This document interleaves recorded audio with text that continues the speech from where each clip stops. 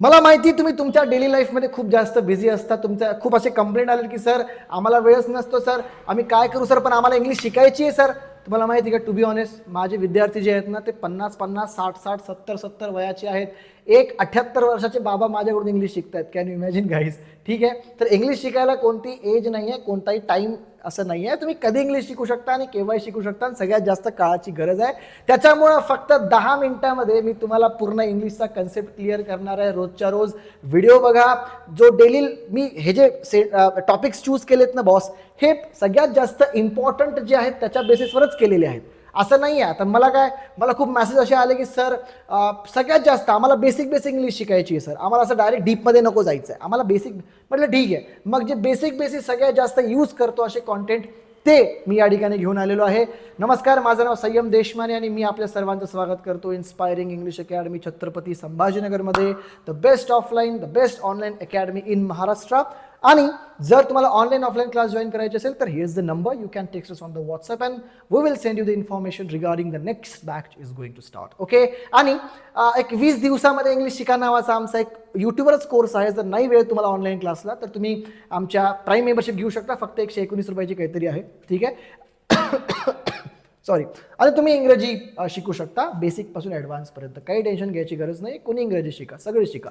Okay. फक्त important हे आहे की त्याच्यामध्ये तुम्हाला प्रॅक्टिस करावी लागते. ओके. आणि याच्यामध्ये सुद्धा मी तुम्हाला होमवर्क दिलेला आहे.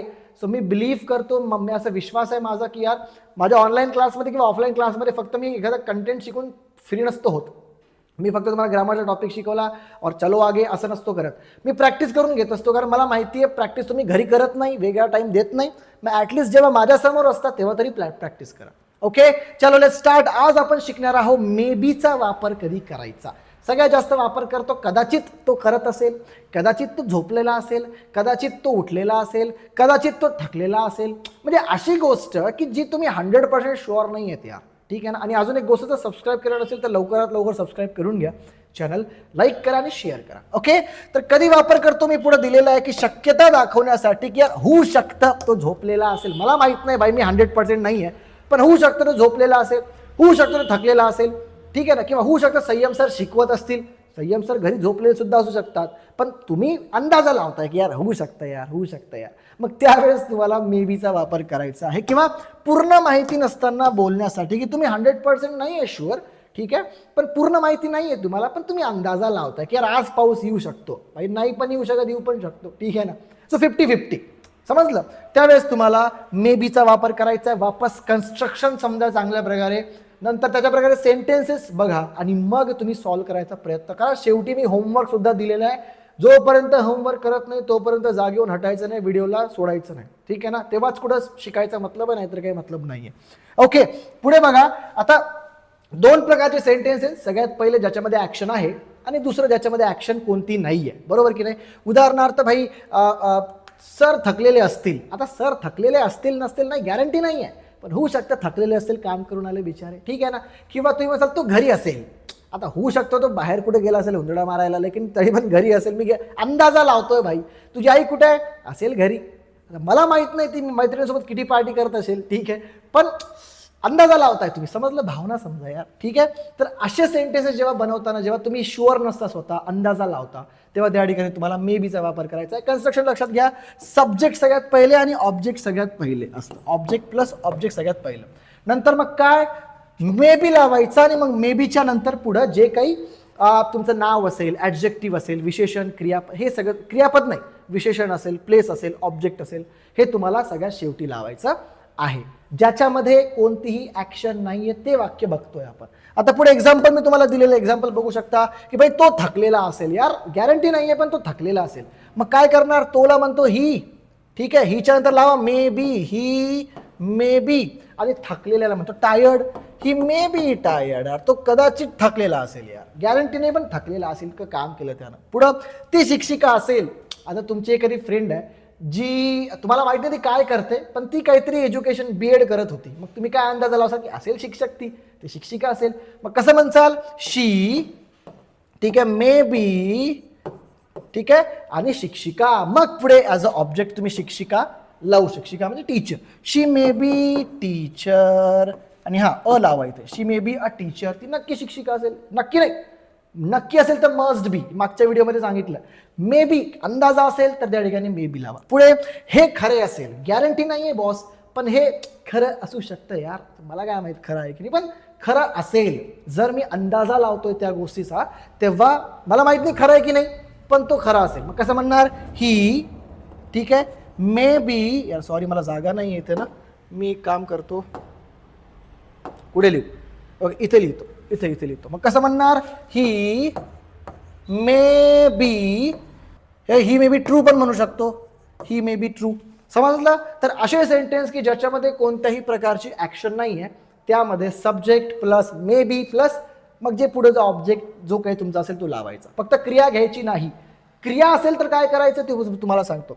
आता जर का एखाद्या सेंटेन्समध्ये क्रिया असेल, उदाहरणार्थ सर पोहोचले असतील, याच्यामध्ये क्रिया काय, पोहोचायची क्रिया.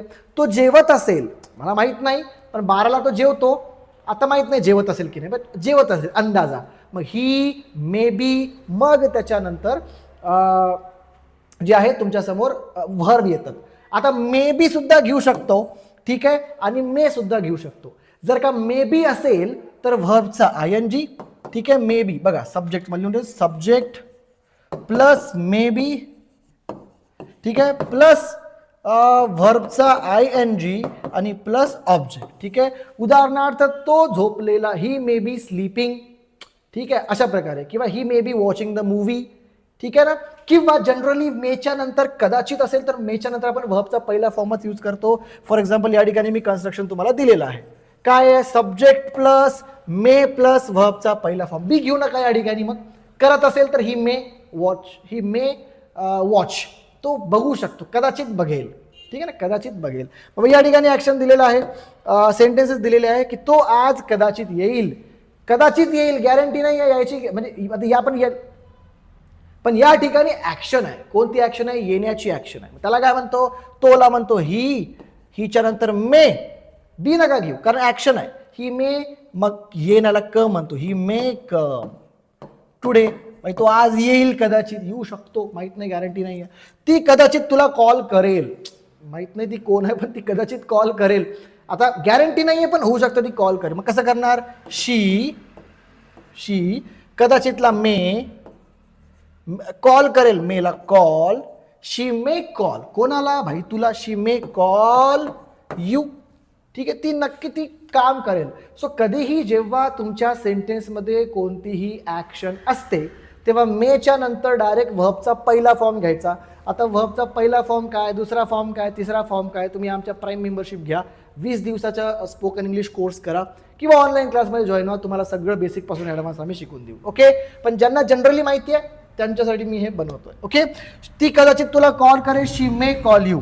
पुढे ते कदाचित लवकर काम संपवतील, कदाचित लवकर काम, जनरली ते लेट काम करतात पण आज संपू शकतात, गॅरंटी नाही आहे. मग कसं म्हणणार, तेला म्हणणार दे मे, ठीक आहे, फिनिश, संपवलेला फिनिश, दे मे फिनिश काय, देअर वर्क, ते त्यांचं काम आज कदाचित लवकर संपवतील. दे मे फिनिश देअर वर्क, लवकरला आपण अर्ली म्हणा, दे मे फिनिश देअर वर्क अर्ली.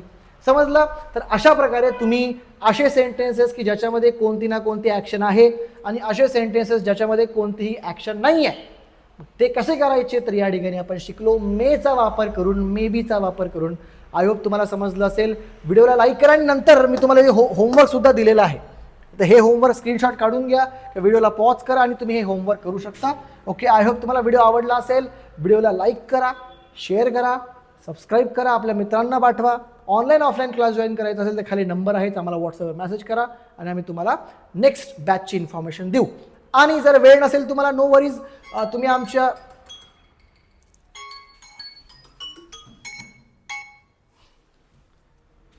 आणि जर वेळ नसेल तर तुम्ही आमच्या ऑनलाईन बॅचमध्ये सुद्धा आणि जर का तुम्हाला वेळ नसेल तर तुम्ही आमच्या 20 दिवसाच्या एक सिरीज आम्ही बनवलेली आहे, 20 दिवसामध्ये इंग्लिश शिका नावाची, त्याच्यामध्ये जॉईन होऊ शकता, प्राईम मेंबरशिप घेऊ शकता आणि इंग्रजी शिकू शकता. Thank you so much for watching this video and पुन्हा भेटूया आपण आपल्या पुढच्या व्हिडिओमध्ये. तोपर्यंत गुड बाय.